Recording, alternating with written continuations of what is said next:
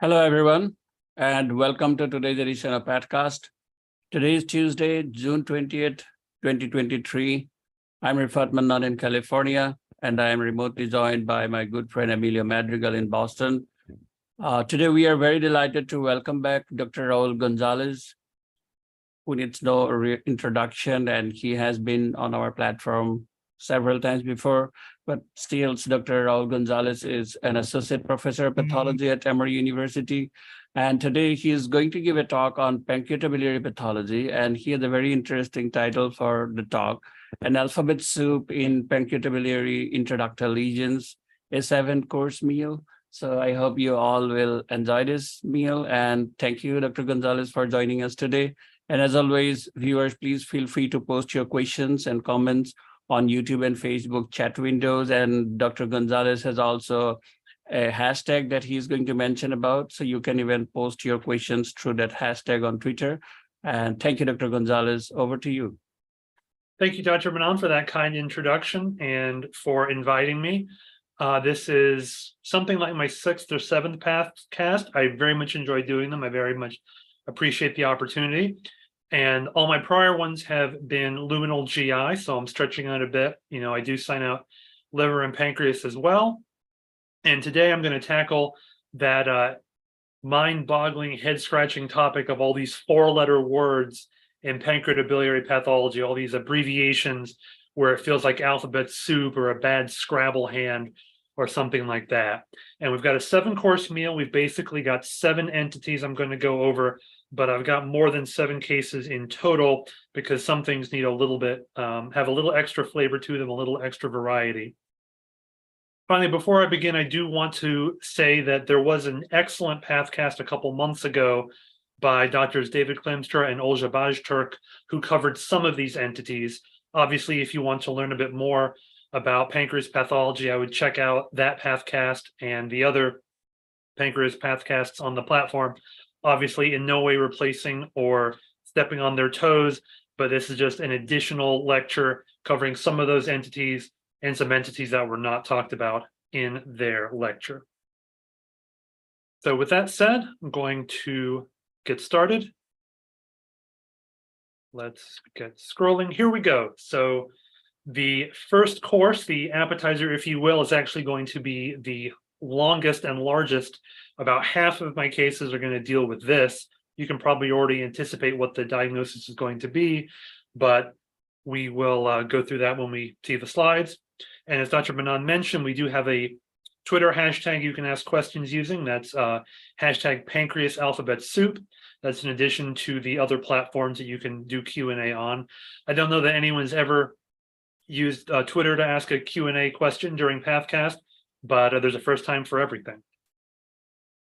And with all of that, let us get started. This is case 1A. This is a patient with a cystic pancreatic mass. Unsurprisingly, we're going to be seeing that history a good amount during this session. I'm going to switch over now to my screen, my camera. Hopefully everyone can see that. And starting off with not pancreas just yet, we are in the small bowel. This, unsurprisingly, is going to be the duodenum adjacent to the pancreas, and we do have some pancreas here. So you can tell that this is more or less going to be a Whipple specimen. Let me double check one quick setting on my scope here. There, that should give us a little bit better flat field lighting. So we know we're in a Whipple specimen, and we know we're looking for the alphabet soup lesions. So we can already see this large cystic ductal lesion with a convoluted papillary architecture. We've got some here, and then it's actually a bit flat over here. Back to the papillary portion, and it's a bit friable, so a fragment of it broke off over here as well. Let's go in on higher power, get in focus, and we can see that the papillae are somewhat convoluted, fairly thin fibrovascular cores, and then the epithelium shows mildly to maybe focally moderately dysplastic nuclei, nothing super high grade, super ugly. The epithelium itself, going a little higher power here, crank up the light. We have somewhat raisinoid nuclei with kind of crinkly contours, occasional small nucleoli, moderate but not severe hyperchromasia, occasional kind of a little bit of clearing right around the nuclei, and then the cytoplasm is light pinkish. So I hope you will all agree with me that this has a bit of a pancreatobiliary appearance to the epithelium, which is good since we're in the pancreatobiliary tree. And the rest of the lesion more or less looks like that. It's fairly homogeneous. I'm not hiding any high-grade or invasive cancer anywhere in here. But unsurprisingly, I don't think the diagnosis will come as a shock that the first course in our alphabet soup gourmet dinner is ipmn, specifically pancreatobiliary type. So ipmn is our first four-letter word in this session. It, of course, stands for intraductal papillary mucinous neoplasm. All of these lesions start with an I, and it's intraductal, intra this, intra that. And, you know, pretty much all of them end with N as well for neoplasm. It's the stuff in the middle that moves around. So ipmn is actually a fairly common cystic pancreatic lesion, more common in older men, usually 6th through 8th decade. And it can involve either the branch ducts of the pancreas or the main duct. And since it is a mucinous neoplasm, we've got that M in ipmn. When it involves the main duct, it can actually extrude mucin through the ampulla of Vater, which is something that can be detected endoscopically in some cases. So if the endoscopist sees that, that's a pretty good clue that there may be an ipmn that the patient has. For those of us that have been practicing a while, you might remember that these used to have 3 tiers of dysplasia, low grade, intermediate grade, and high grade. Now we're just down to 2, which is the case for most, but not quite all places in the digestive system. These are low grade by definition, sort of like tubular adenoma. These can, of course, show high grade. And the main mutations, none of these are necessarily actionable since these are non-invasive lesions themselves. We'll talk a bit more about that later, of course. But the heavy hitters for mutations in ipmn include KRAS, GNAS, TP53, and RNF43. Now, I started off with pancreatobiliary type epithelium for ipmn because we're in the pancreatobiliary tract, but this is actually the least common type of epithelium for ipmn. I'm going to show you the more common types in a bit. Now, these are more often main duct. You could probably tell that we were in the main duct because of how large the space encompassed by the ipmn was. And these do often have high-grade dysplasia. This case that I found, which nicely showed that we were in a Whipple specimen and everything, didn't show high-grade dysplasia, but you'll often see it. And of course, this case had something like 15 sections of lesion, many of which showed high-grade dysplasia. Now, I am at Emory, which you may know is a place that many of the attendings here like to use the muck stains for diagnosing or reporting these lesions. I have to admit, I don't use them too much. My office shares a wall with Dr. Alyssa Krasinskis. I don't know whether she can hear me right now, but if she can, and she heard me say I don't use the muck stain, she's probably silently shaking her head. I'm joking. Of course, she's a great colleague. I am going to mention the muck stains here, and they are occasionally useful. So this is informational if you need it. And they tend to mostly just track with what sort of epithelium you're dealing with. Pancreatobiliary epithelium, you're going to have MUC1, MUC5AC, and MUC6 positivity. Obviously, none of that's 100%, but it's going to be more often than not positive. And then MUC2 is going to be negative in your pancreatobiliary type epithelium in ipmns and otherwise. So that is case number 1, well, case 1A. We're moving on now to case 1B. I'm sure the numbering already gives away that this is going to be a very similar diagnosis. And of course, it has a similar history as well. Patient with cystic pancreatic mass. Let us take a look. Here, we can't really see any pancreas per se, so you'll have to take my word for it. But here again, we're in a large cystic space. We have this very exuberant papillary proliferation that even more than the last lesion is taking up a lot of that space. So you already can probably tell this is going to be an ipmn, but let us look a little bit more closely. If you were looking at this in isolation, you might suspect that this could possibly be intestinal type. It could be, a tubular adenoma. Looking around, trying to remember if this even, yes, this does have some goblet cell looking cells here and there, so it's a bit more convincingly intestinal type. And I should have dotted it. Of course I didn't, but there is some high-grade dysplasia. Here we go. Architectural and a little bit of cytologic high-grade dysplasia as well. So this case 1B in our series, is an intestinal type ipmn, which, out of context resembles a colorectal villus adenoma, but of course that would be in the colon, and we are in the pancreas. These are usually main duct. Again, you could probably tell that from the just the overall gestalt of the slide. And for your intestinal type epithelium, you're going to have MUC2 positivity. And if you wanted to toss it on there, it's not a MUC stain, but CDX2 is positive as well, whereas the other MUC stains are going to be negative. There's a little bit more to say about intestinal type ipmn, but I'm going to touch upon that further down into the case 1 sets. And with that, we'll move on to case 1C. Again, patient with cystic pancreatic mass. Again, spoiler alert, this is also going to be an ipmn. Here now, this time we do have some pancreas, and it's not happy pancreas. We can see that there is some chronic pancreatitis. And now we're not really we're not obviously in the main duct. This cystic structure here may be the main duct, or it may be a very dilated branch duct. You can tell that we've also got several branch ducts that are ectatic as well throughout this sample. And there's definitely something in there. They're not completely normal. The lining is atypical. This particular case is not quite as exuberant as the last ones were. We do have some papillary projections here and here.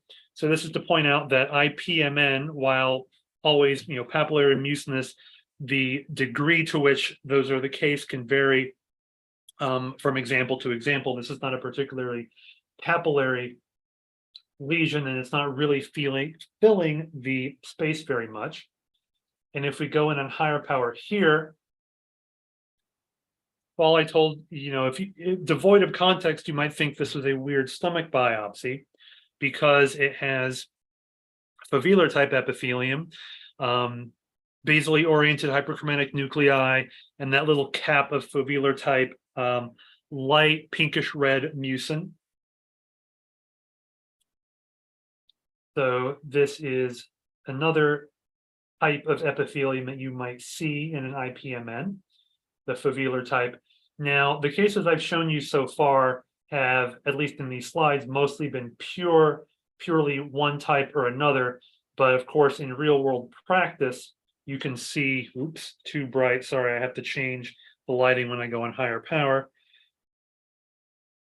You might see a mixture. It might be 20% intestinal, 20% pancreatobiliary, and what's left, 60% foveolar.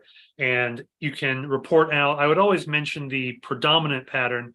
And of course, if you want, you're welcome to mention the minor patterns as well. So I've already pointed out that this is the gastric type ipmn. Gastric type is actually the most common morphologic subtype of ipmn. I showed it third, but you're going to see this more often than you're going to see intestinal type or pancreatobiliary type. Now, the gastric type is often branch duct, again, as I showed you. And the funny thing is, these three cases, I didn't pick them out to specifically demonstrate branch duct or main duct. I just went through my recuts, grabbed the first good case of each type I had, and they all matched up perfectly with the typical duct architecture, duct involvement. So gastric type, foveolar type, branch duct with no high-grade dysplasia. We didn't really see it here. MUC5AC is going to be positive in the gastric foveolar epithelium. You can occasionally have MUC6 positivity, but MUC1 and MUC2 are going to be negative. moving on, we're still on case 1D. I hope you like appetizers. Maybe this course is sort of like tapas. It's a bunch of appetizers or small finger foods. Patient with cystic pancreatic mass, once again. And, oh, look, once again, it's an ipmn. Maybe you're getting sick of this particular course, but we've got a couple more to go. And of course, it is the prototypical alphabet soup lesion. It's sort of the one that kicked it all off. So here we have mostly looks to be foveolar type to me, but there are some areas that get into a bit more intestinal type, perhaps, with the hyperchromasia and the purple cytoplasm.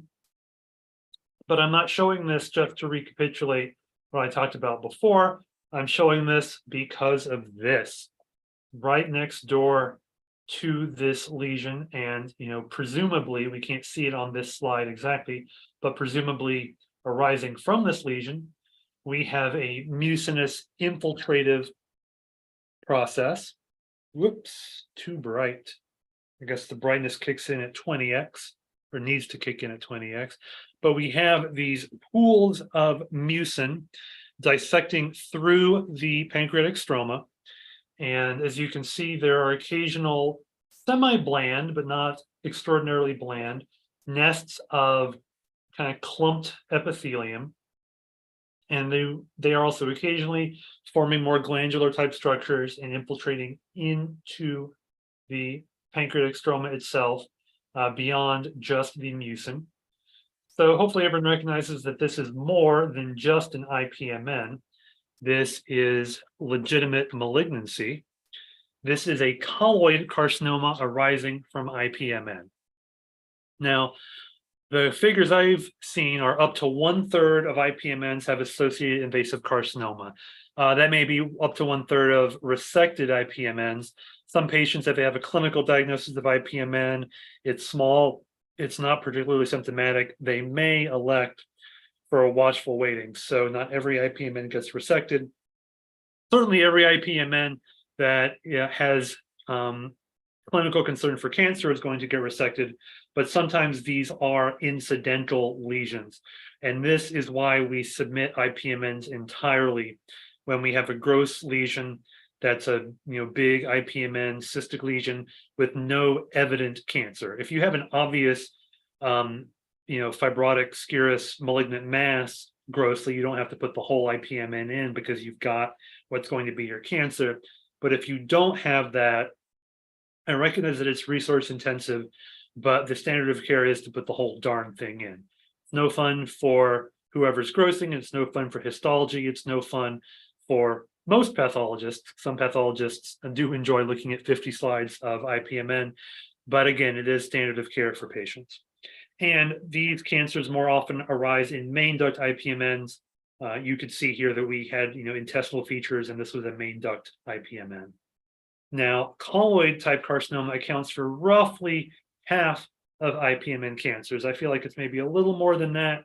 This is one of the kind of prototypical associations that everyone should know. ipmn cancers can be colloid type. They are more common from intestinal type ipmns. As you saw, this case was not entirely intestinal type, but it did have some intestinal type component. And GNAS mutations are often seen in these colloid carcinomas. Okay, I think now we are finally more than halfway done with our first course, but the hits keep on coming. We have 1E, our 5th patient with a cystic pancreatic mass. And here, again, pancreas, slide that I could have wiped off a little better, but I didn't because this is the area we're more interested in. This again looks kind of branch duct, right? We don't have this huge dilated space. Now, maybe the main duct is also involved. I don't have a section showing that. You can absolutely have both parts involved. But here, we definitely have branch duct involvement. And this looks foveolar type. I admit that this slide is a little bit faded, but it nicely shows what I wanted to demonstrate, which is something bad, obviously coming straight off of the ipmn. This is a nice, well, not nice, this is a nice example of a small adenocarcinoma X ipmn, if you want to call it that, forming these tiny little tubules. You can tell that it's malignant. Obviously, it's dissecting through the stroma. We're starting to get some desmoplasia. They're disordered, jumbled nuclei. This gland is almost incomplete. It kind of just barely completes itself. And we do have other foci here, similarly invasive, and maybe even a single cell or two if you kind of squint at this faded slide. But this is another example of adenocarcinoma arising in an ipmn, and this is not a colloid type. This is the type that accounts for most of the other half. This is a tubular carcinoma arising from ipmn. Again, accounts for most of the rest of the cases. This, as you can see, is more common from gastric type or sometimes pancreatobiliary type ipmns. And rather than GNAS mutations, these cancers more commonly show KRAS mutations. All right, case 1F, patient with cystic pancreatic mass. Here is a convoluted ipmn. This one might just be more exuberant, but it's definitely complicated architecture, high-grade architecture. It almost looks cribriforming in some areas. And the epithelium also appears high grade, not entirely, but some areas definitely have larger rounded nuclei, hyperchromatic. Take a minute to appreciate that here. And then if we wander around, we will stumble across something that is way worse than anything I've shown you to this point in the session. This is a just sheet, not even forming structures, really, a sheet of massively atypical malignant cells permeating through the stroma. Here it is, there's tons of them. There's clearly mitoses, signet ring features, rhabdoid features. Very, very ugly, very, very unfortunate. And all of this arose from this ipmn. We've got a pretty ugly looking ipmn, and we've got a pretty ugly cancer that we can even maybe see spawning off of it right here. So this is a rare phenomenon. This is not something you're going to see very commonly. This is the only example I have of it. But this is a sarcomatoid or undifferentiated carcinoma, excuse me, arising from an ipmn. And I'm mostly showing this, number one, for interest, because everyone loves interesting cases, or at least I do. But I also want to point out that, well, anything can happen. Now, as the previous cases I showed you indicated, these ipmn-related cancers are often small. You kind of catch them incidentally during a resection. There's some glands here or there, maybe a centimeter at most. And as a result of this, ipmn-related cancers are often low stage with good survival compared to pancreatic ductal adenocarcinoma, which is really its own entity. I would not call this PDAC arising from ipmn because this is a different set of cancers. But unfortunately, the rare patient, such as this patient, may have advanced or aggressive disease. And I just want to make sure that everyone is aware of that. All right.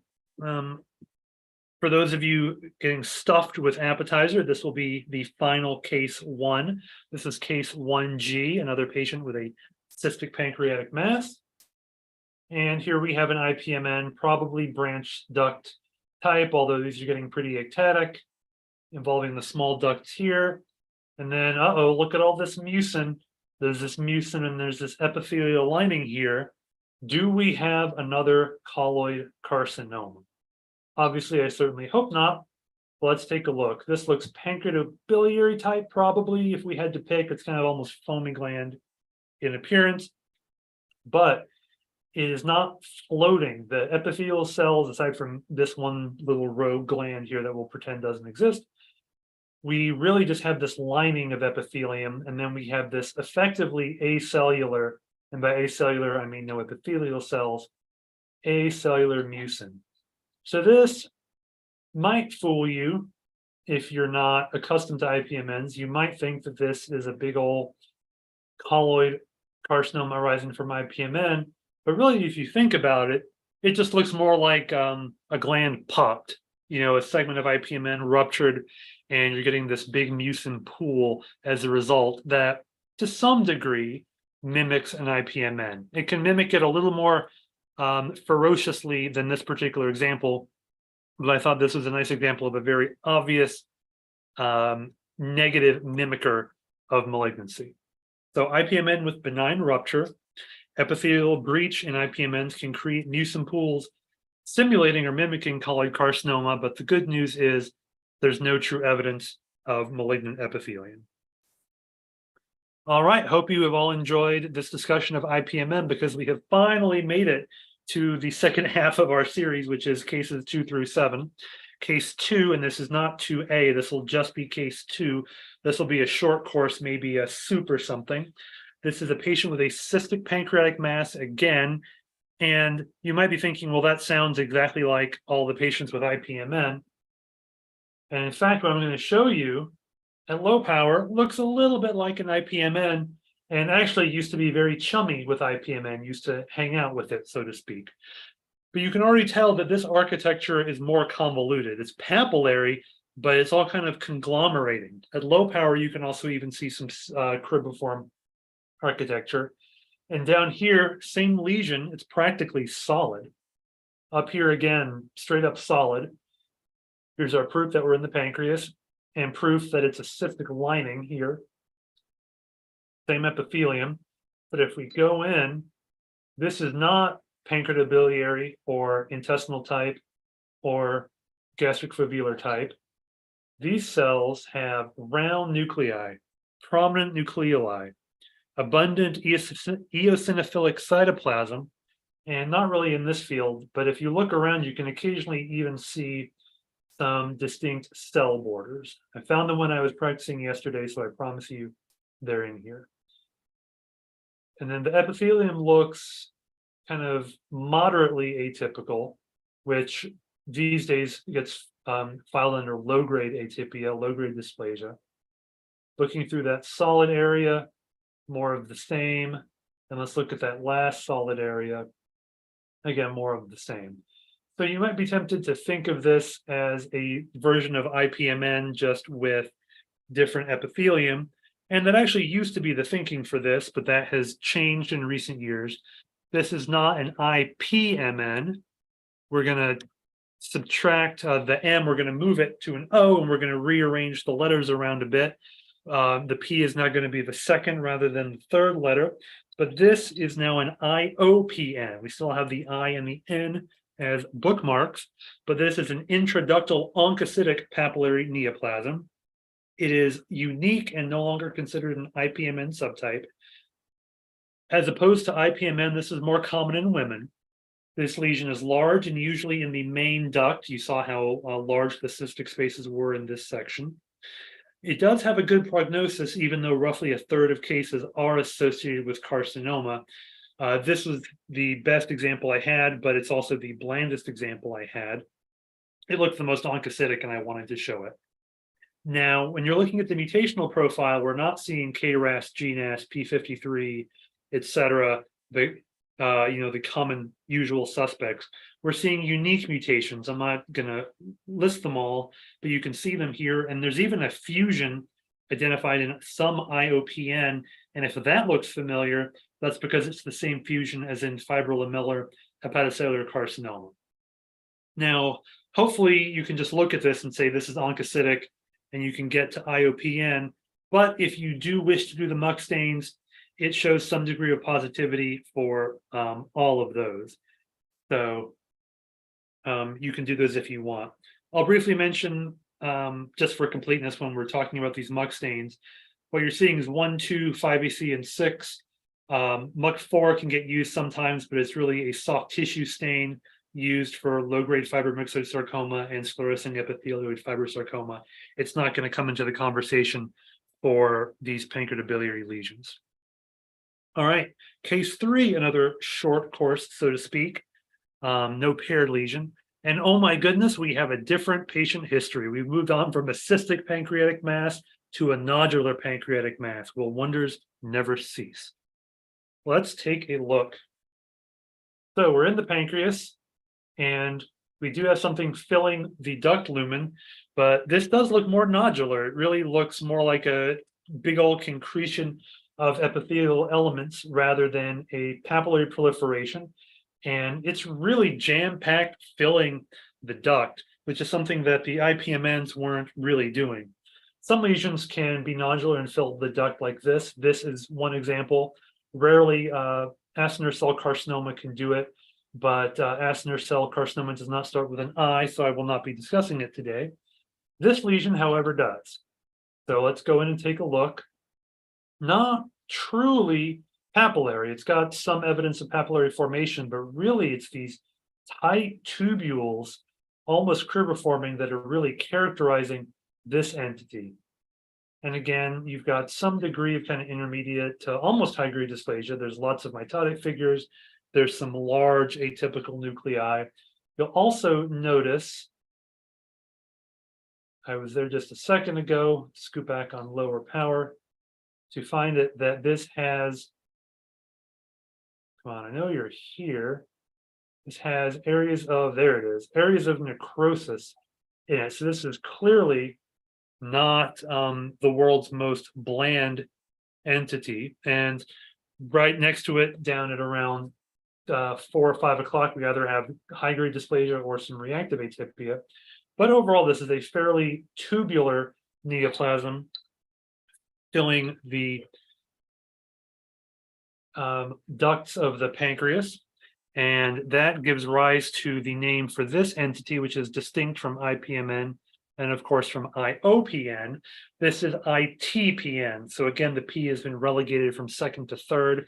We've got the I and the N, but now we've got the T in there for tubulo. So intraductal tubulopapillary neoplasm, which is also kind of a unique and fun entity. Now, this is the least common of these three entities by a fairly wide margin. ipmn is vastly the most common of these three. Then we have iopn, a distant second, and itpn, a vanishing third, but it does exist and we should talk about it. As you saw, it is usually multinodular rather than cystic. I have seen examples that were somewhat more cystic, and I actually almost chose to show one, but I really wanted to emphasize the multinodular architecture to demonstrate that these can fool you. Grossly, you might not be thinking it's one of these alphabet soup lesions, and then it turns out to be. As the slide showed, it can have convoluted architecture, high-grade dysplasia, necrosis, and it may show carcinoma. I don't think that's a big surprise given how ugly the intraductal lesion itself is, but much like iopn, it has a good prognosis even if associated with carcinoma. Now, it also has some unique mutations I won't list, but you've got some fusions again that are worth knowing. And if you're going to do muck stains, which you're of course welcome to do if you like, muck 1 and muck 6 are going to label ITPN. All right, so that was 3 of our 7 courses, and we're moving to, I don't know, a new room, a new restaurant. We have finally escaped the pancreas. There are 3 intraductal pancreatic lesions you need to be aware of: IPMN, IOPN, and ITPN. Those are the 3 pancreas lesions to know about kind of in this realm. We're going to move on now to the ampulla, which really only has 1 to talk about, but there's 2 things I want to mention. So that's why we've got case 4A, patient with an ampullary mass. And unfortunately, this ampullary mass did require a Whipple. So you can see some pancreas here. And then we've got the sort of ampullary duodenal surface, and that's where our lesion pops up. And at first you might think, oh, this is just an ampullary adenoma. We're on the surface of the duodenum / ampulla, and it just looks like an intestinal type adenoma. It's very intestinal appearing. It's got the right epithelium. It's villous, so villous adenoma.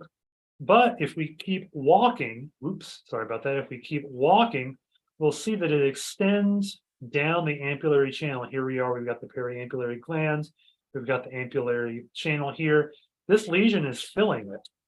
And in some areas, it's not entirely intestinal type. It has a bit of a more pancreatobiliary phenotype in some areas, as well as the intestinal type, which is, obviously the majority.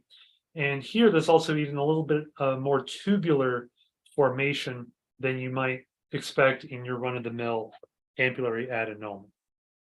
So this is arguably a variant slash version slash alternate, second alternate for ampullary adenoma. This is an iapn. So intraampillary, and then P is doing double duty here. It stands for papillary tubular neoplasm. So it is papillary and tubular. iapn, so it's another 4-letter entity, even though you've sort of got 5 word portions in the name. And this is an intestinal / pancreatobiliary type lesion, as I showed you, involving the ampullary channel always, and the luminal surface sometimes. Now, the current WHO chapter on ampullary adenoma includes iapn in that section. It's not truly carved out, but it is one of our alphabet soup lesions, and I wanted to bring attention to it. It is more common in men than women. High-grade dysplasia is fairly common, especially in papillary regions. Again, I showed you an atypical one because it doesn't have high-grade dysplasia, but I liked this case because it really showed how much it can mimic a run-of-the-mill ampullary adenoma. I'm not going to read off the muck stains that you can do, but they're going to vary depending on the epithelium, whether it's predominantly pancreatobiliary or intestinal type that you're seeing. Now let's talk about 4B, another patient with an ampullary mass. I already mentioned there's only one ampullary alphabet soup lesion, so to some degree this has to be an iapn, and it is.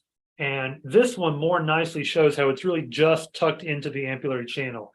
The surface ends here, probably even farther up, and then you've just got this large lesion filling the duct space. And this is a very, very tubular iapn. Remember, the P stands for papillary tubular. And the last one I showed you is very papillary. This one is very, very tubular, very dense, kind of angry looking, right? You would worry about this. You've maybe got some high-grade dysplasia in some areas. It's very compact, and maybe it will not come as some surprise if we look at the leading edge of this lesion. Now we've got concerning areas here, here, and especially here, we can see cancer spinning off of this iapn. We'll go a little bit closer. Now, you saw I had to hunt around for it. The vast majority of this lesion is the intraductal component, the iapn. It is malignant. There is a cancer, but it is a very small portion, at least on this slide, of what we're seeing. And that's fairly typical for what we're talking about here. An intraampillary carcinoma. There are several kind of variants or subtypes of ampullary adenocarcinoma. There's a paper, full disclosure, I was slightly involved in. I'm kind of next to last on the author list, but it delineates 4 different types of ampullary / periampullary adenocarcinomas, and this is one of them, intraampullary carcinoma. Now, this always arises as part of an iapn, and it's usually a minor portion of the lesion. The majority of iapn harbor an invasive component, and the majority of each lesional volume is the intraampullary precursor lesion rather than the invasive portion. Now, when you do have cancer arising in an iapn, it's usually intestinal type, but can be pancreatobiliary. This kind of looked intestinal type, but it was pretty poorly differentiated, so hard to tell for sure. And even though this is cancer and no one wants cancer, it does have a better prognosis, definitely than PDAC, or also distal common bile duct carcinoma arising in the pancreas, but it also has a better prognosis than ampullary ductal carcinoma and ampullary carcinoma NOS.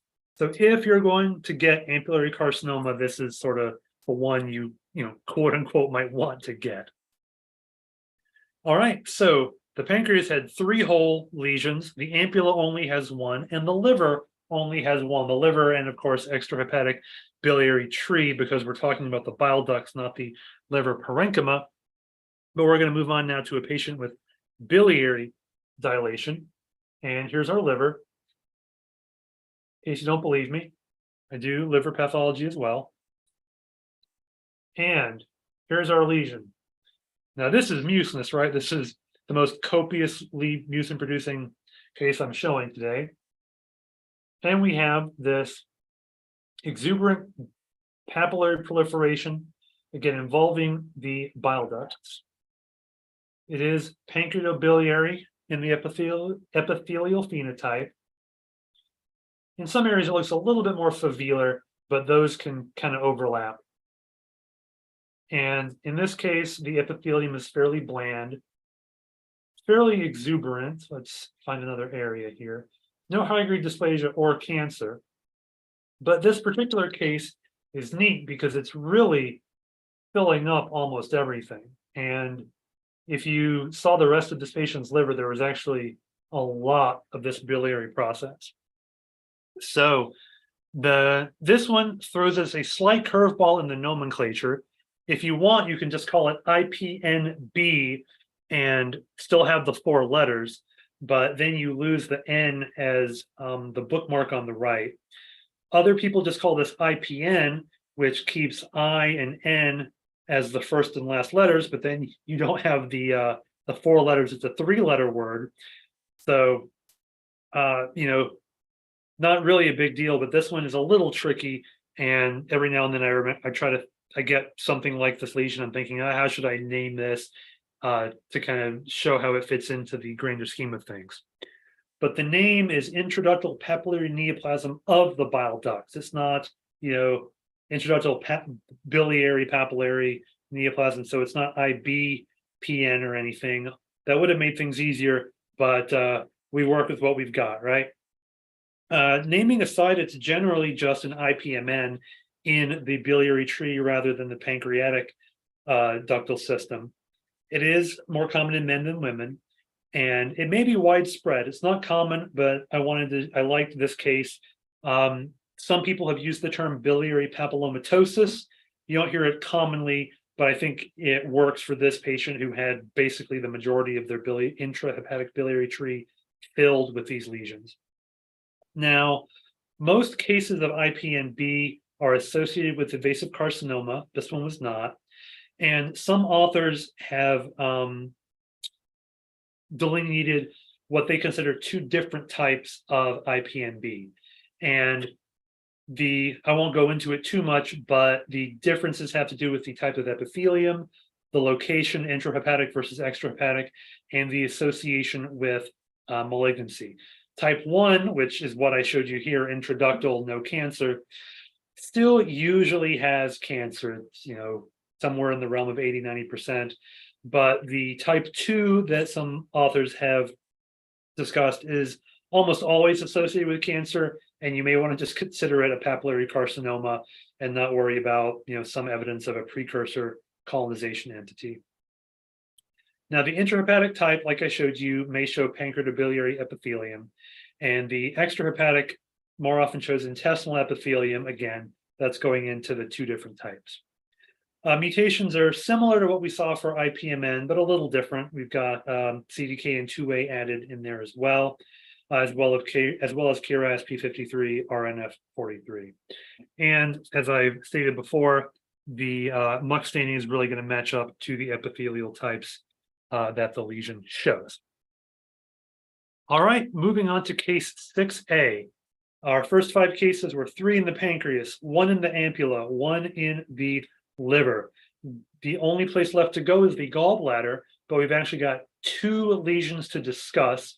And as you see, this is case 6A, so we're going to have a 6B as well. So we've got sort of 2.5-ish lesions to go in our whirlwind tour of the alphabet here. This is a patient with a gallbladder polyp. And boy, it's a nasty looking polyp. Look at all this. Very exuberant, very proliferative. On the second section, we can see it, and even really the background epithelium of the gallbladder is getting into the act. Grossly, this was obviously the polyp. I think, no one would miss this, but this almost looks like it could have been flat, not necessarily detected as part of the lesion, but this dysplastic process is extending all the way throughout the gallbladder. Now let's take a look. We've got pancreatobiliary type epithelium, but it's not quite high grade, but it's pretty revved up. And in some areas, we also have more intestinal appearing epithelium with the goblet cells. So a bit of a mix there. Walking around, no blatant high grade dysplasia, but boy, there's a whole lot of this lesion, right? Very papillary. The papillarity is clearly the most prominent architecture. It's not really tubular in any striking fashion. And then if we go to the background, we can tell we're in the background gallbladder here. It's even extending there. We've got this dysplastic, slightly papillary proliferation all throughout the gallbladder. So let's give this a name. And even though we stumbled a little bit with ipmn, throwing off the nomenclature, we are back to ictn, as we'll call it. So this is C for cholocystic. We had the A for ampulla, and we had a B that moved around for biliary. So now we've got A, B, and C, intracholocystic papillary neoplasm, no tubular, just papillary. Obviously, it's a polypoid gallbladder lesion. It's rare, seen in fewer than 1% of cholecystectomies. But again, as pathologists, we get a lot of cholecystectomies. Most busy practices see multiple a day, whereas we don't get nearly as many Whipples. So obviously, you've got a much higher denominator. This lesion is more common in women, can have variable epithelium. We saw pancreatobiliary and intestinal type in this case. So that tracks with some of the other lesions we've discussed. And you can get high-grade dysplasia in these. These lesions have a good prognosis, even if associated with carcinoma. And while I didn't show you this, I didn't want to show an example of invasive carcinoma for every single one of these lesions, because that would nearly double what I've got. But any one of the things I'm showing you today, almost any single one of them, can produce an invasive cancer. And that asterisk will be discussed in a bit. The carcinoma can have a variety of morphologies, kind of like ipmn. It can be colloid, it can be tubular, it can be papillary, etc. Something worth knowing in an intracholecystic papillary neoplasm is that the background gallbladder is usually dysplastic. And if there is a cancer in one of these gallbladders, it doesn't have to arise directly from the ictn. It can arise in the background dysplasia. So gross these very carefully. And finally, the muck staining matches up with the type of epithelium, so I won't belabor that point. Next up, case 6B. So we're still sort of on the ictn train on this patient with a gallbladder polyp. Now here, the background gallbladder, you can already see the lesion, of course, but the background gallbladder doesn't look as bad. But we do have this papillary lesion. But you can already tell it's not quite the same as what we had as papillary, but it's also kind of tubular. And these tubules look fairly mucinous, kind of Brunner gland-ish, if you want to throw a quick name on it. And some of the other cells are very cuboidal, forming these tight little tubules here. Very, very tightly packed, very diffuse throughout this entity. Now, if you got this in the stomach or in the duodenum, you would say, oh, cool, this is a nice example of a pyloric gland adenoma. And if you got this in the gallbladder and you said, hey, this is a pyloric gland adenoma, that's perfectly fine. You can say that. That is sort of how the WHO talks about them. However, there is another way of thinking about it, which is to consider that this is a pyloric type ictn. So again, it kind of depends on who you talk to, and I recognize that at some point we're splitting hairs of rare entities, but it's it's worth recognizing as a pyloric type lesion, whether you call it a pyloric type ictn or just a pyloric gland adenoma. Now, these can show high-grade dysplasia, but very important difference from regular ICPN. They have a low risk of associated malignancy, and there's not background dysplasia. Instead, you often have cholelithiasis. And these are also a molecularly distinct entity. They have CTNNB1 mutations and occasionally KRAS mutations, but hey, what doesn't? Now we have almost reached the end. We are on our final course. We can call this dessert. It's also going to come into play with that asterisk I mentioned, although I already mentioned the pyloric gland adenoma has a low risk of associated malignancy, but maybe we can do even better than that. Let's talk about this final gallbladder polyp. Background gallbladder, pretty clean, maybe a little bit of chronic cholecystitis. I'd be irritated too if I had a big papillary lesion growing in the neighborhood, but no dysplasia, no malignancy. And now we have this very exuberant lesion that to some degree is papillary, but really it's more tubular. Let's take a look at the tubules. Kind of has kind of low columnar epithelium. Again, forming these nice tubules here. Kind of a pancreatobiliary appearance. Crank it up a bit. The epithelium is kind of intermediate to maybe almost high-grade dysplasia. It doesn't look super ugly here, but you can worry about some of these larger cells. Some of it's a little more hyperchromatic, but again, it's not in your face ugly. I think this kind of straddles the line between calling it low or high grade. Right here, there's even a little bit of this kind of pinkish stroma. You can see here, it's very focal, but it's pretty evident. And that's something I wanted to point out. There's a couple other features I wish I could point out about this entity, but I don't have them on this slide. And I'm going to stop wandering around and showing how fairly uniform this is overall. There is some inflammation. There's a little bit more of that stroma, but let's cut to the chase and discuss our dessert here. This is the newest member of the alphabet soup gang. This is an ictn. And again, the abbreviation was created, I assume, I had no part in it myself, but to mimic these four-letter abbreviations, even though you've got an extra word in there that isn't really represented by the ictn abbreviation. The T is for tubular, but then you've also got non-mucinous in there because it's a non-mucinous process. So this is, put it all together, intracholecystic tubular non-mucinous neoplasm. It is not in the WHO, and that's because the couple series on these lesions have been just published in the past few years, whereas the WHO was published in 2019, written earlier than that. So this came after.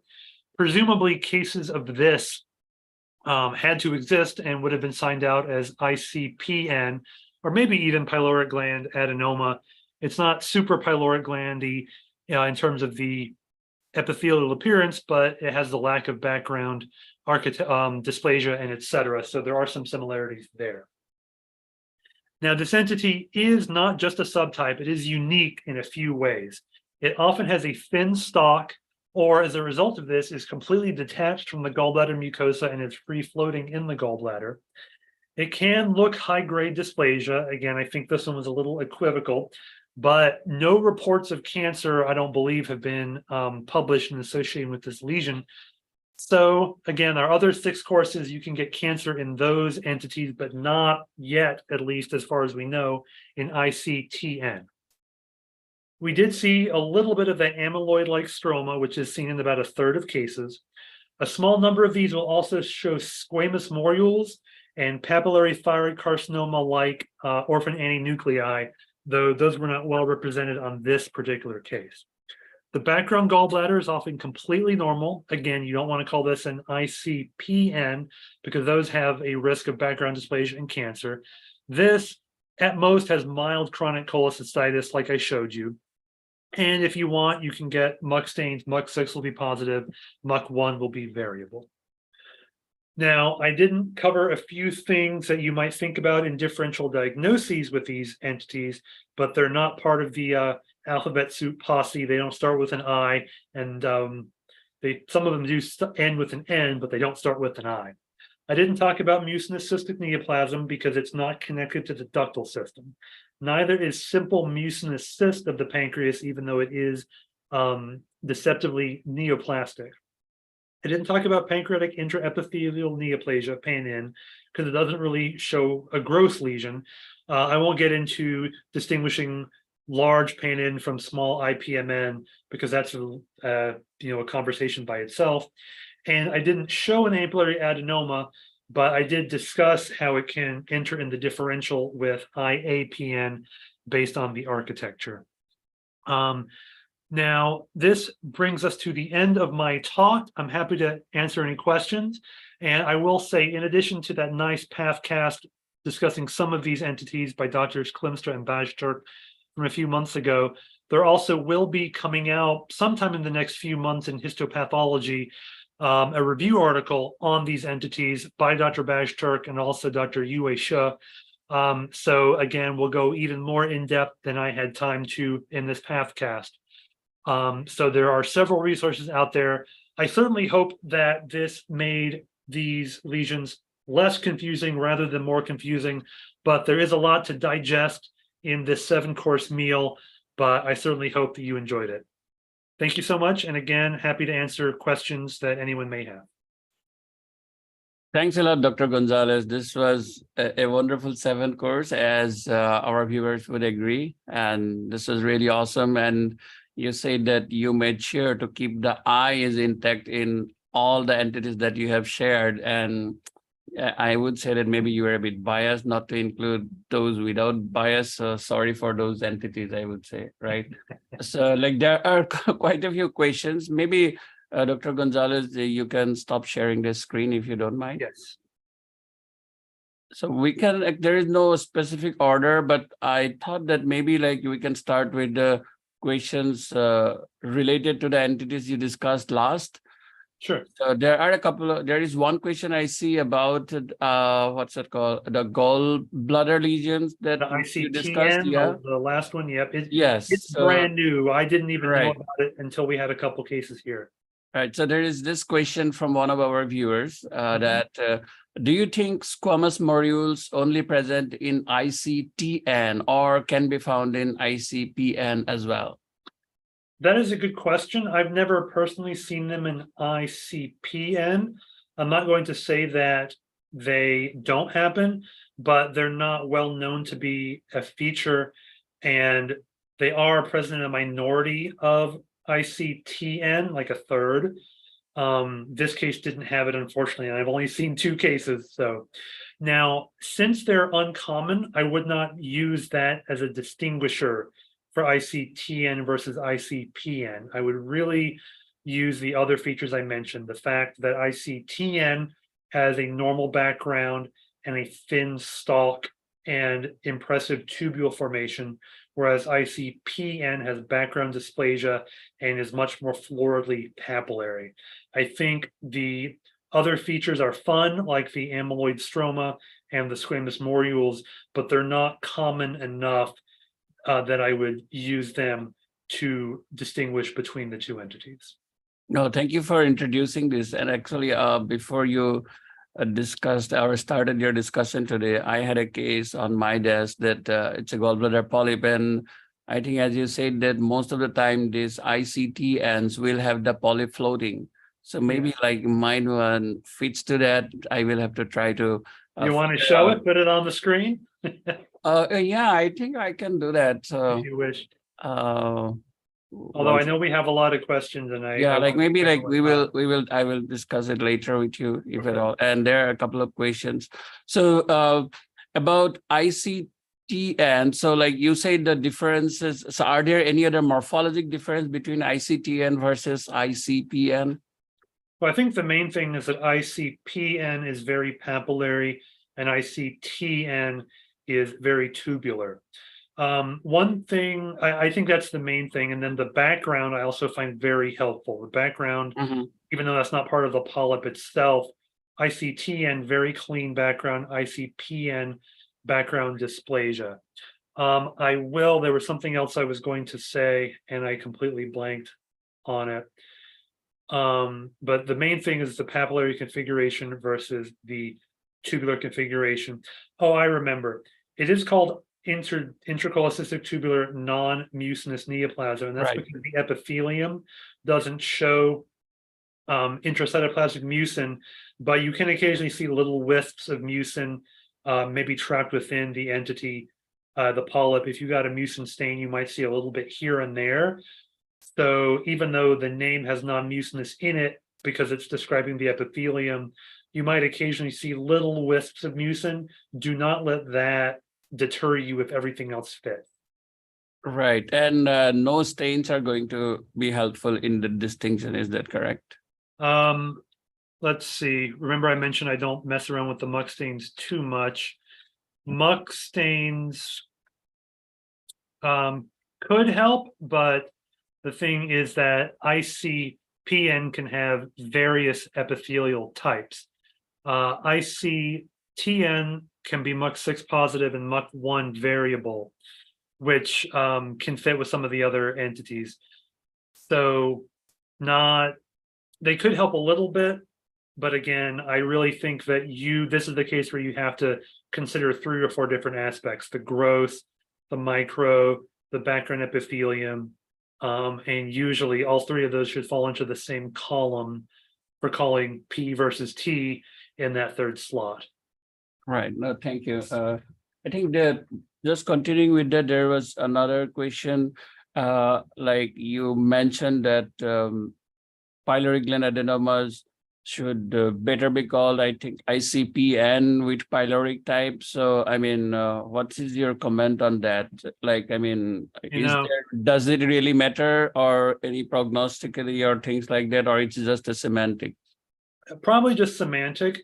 And, if you really think about it, so the argument for including pyloric gland adenoma with icpn came about before ictn was known.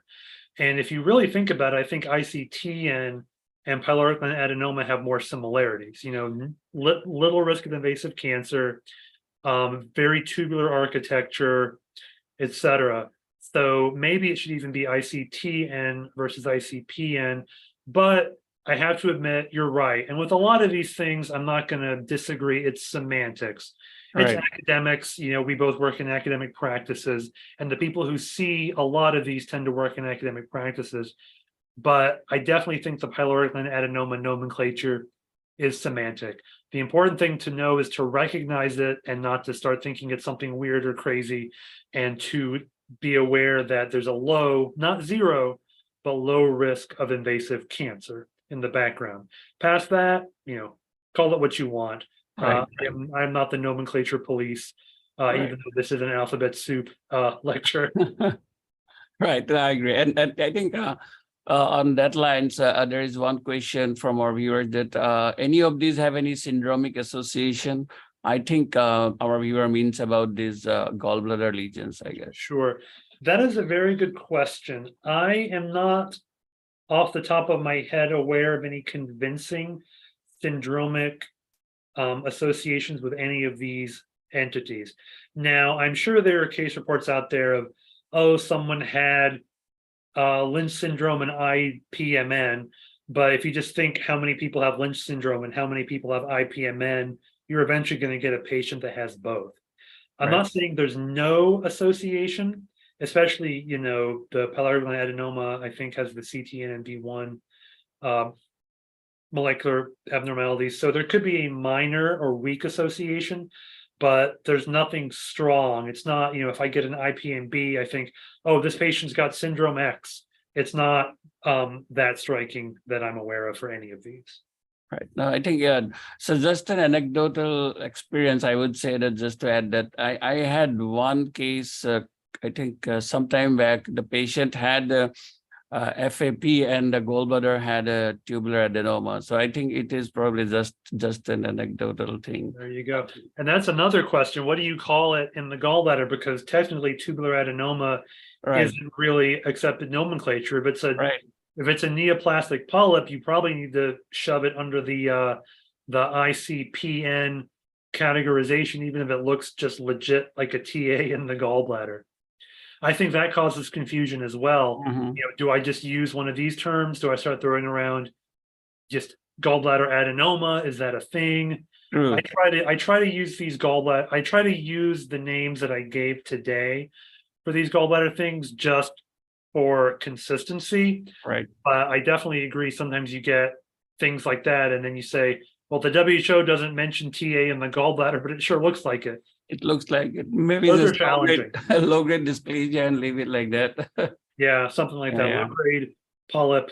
Yeah. No And the cancer. gallbladder is out, so there is no chance of invasive cancer there, and patient has known FAP. So I mean, it's Right. not practically significant, right? Sure.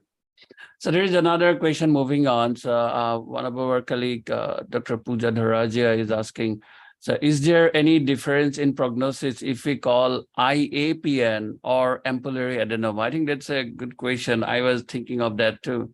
Sure. So prognosis, no. I don't know the exact rates of malignant progression for both. You know, they both have the potential to progress to malignancy.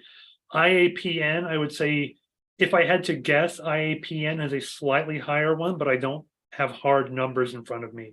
The thing to know, however, and the reason to distinguish them is that an ampullary adenoma should not extend down into the ampulla itself. It just involves the duodenal mucosa around sort of the ampullary orifice.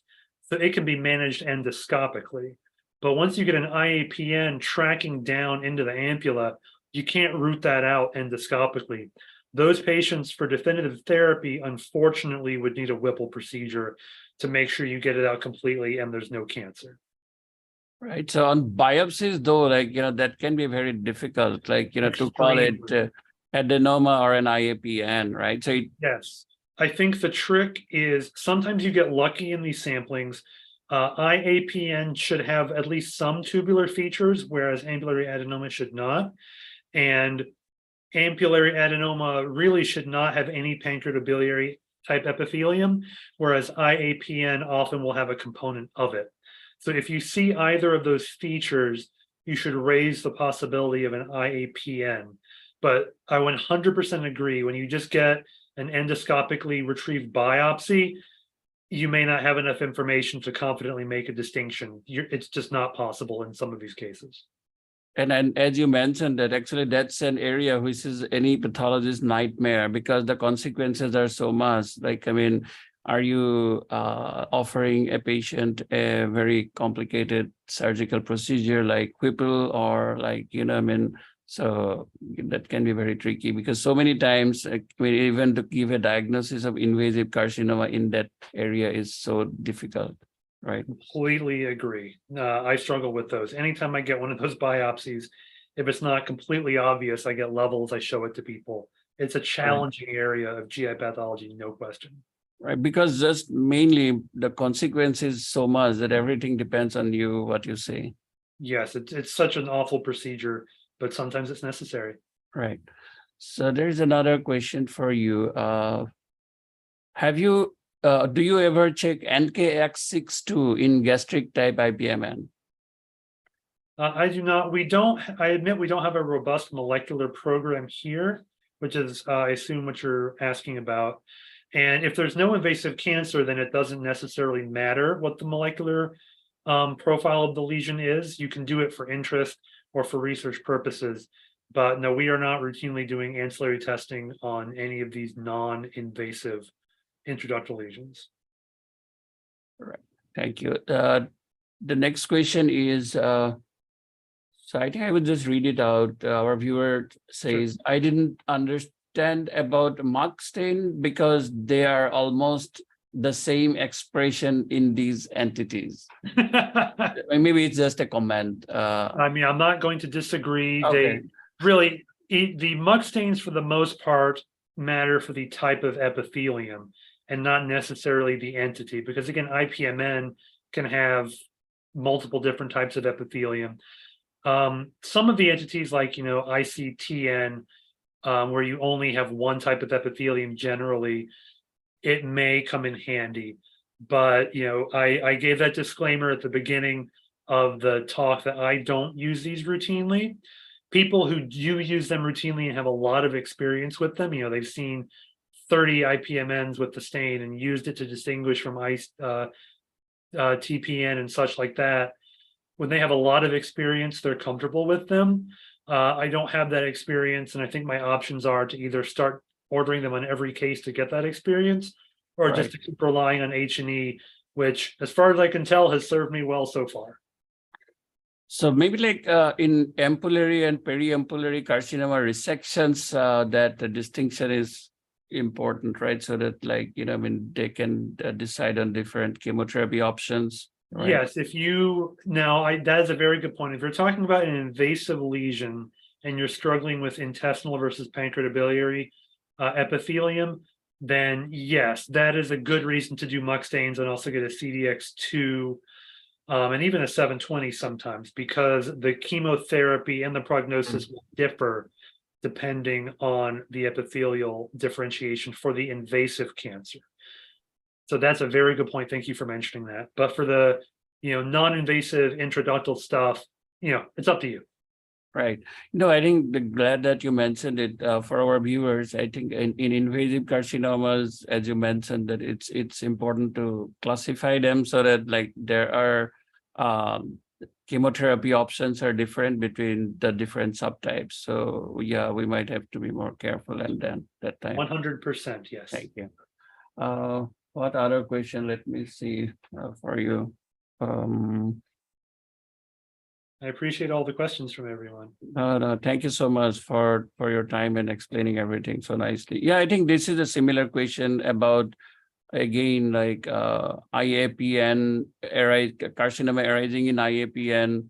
How do you differentiate it from NOS, and does it have any prognostic significance? Sure. So I did talk about those different subtypes of ampullary adenocarcinoma. Not everyone uses those, but if you do use them, I'll briefly talk about the 4 types, which is what I think you're getting to. I showed an intraampillary carcinoma, which arises within the ampulla, and it's usually mostly iapn. On average, 80% of the mass of the lesion is iapn, and then you have a smaller invasive component, maybe 10-20% of the lesion. That has a relatively good prognosis. In comparison, ampullary ductal carcinoma also arises within the duct, but there's very little dysplasia. It's mostly invasion, and it kind of constricts the duct down. So grossly, it's going to be very different. And that has a poor prognosis. So there is a prognostic distinction.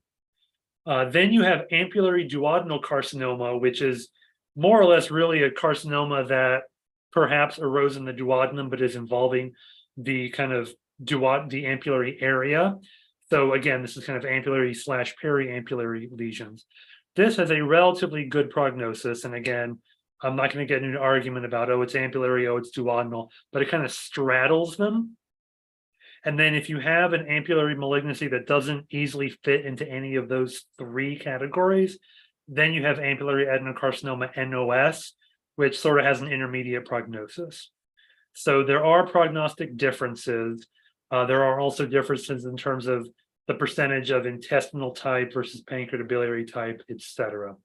So hopefully that answered the question that was being asked. I think so. Yeah, that's great, Dr. Gonzalez. Another question from one of our viewers is about biopsies, that I find it very hard to give a specific diagnosis in biopsy specimens. So can you give some advice? And our viewer thanks you for that great presentation. I think maybe our viewer is talking about biopsies for these cystic lesions or ampullary lesions. I'm not very sure. Yeah, so for ampullary, we have discussed.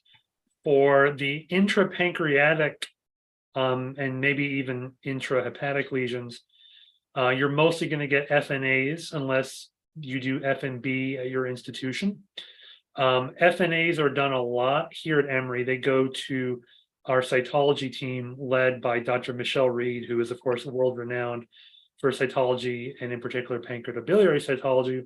So we give those all to that team. I do not do cytology. My understanding is usually you can't on cytology say, oh, this is clearly an ipmn. You can say it's mucinous and you can say it's dysplastic, but you can't distinguish it from, say, an MCN because you don't have the ovarian type stroma, things like that. If I'm incorrect, I apologize. Again, I do not do cytology.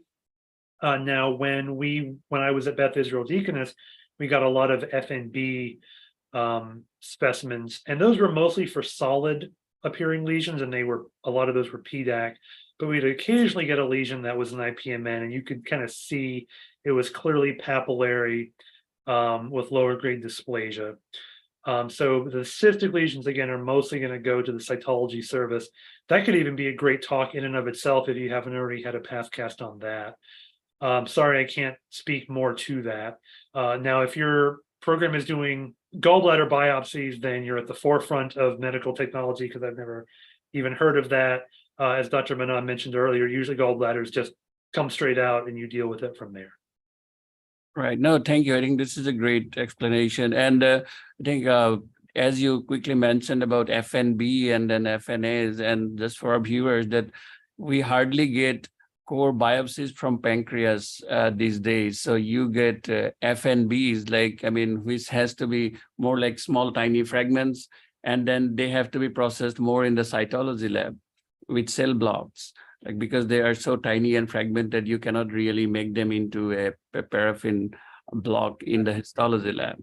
It's quite variable. At Beth Israel Deaconess, we had an excellent advanced endoscopy team, and they did a lot of pancreas FNBs.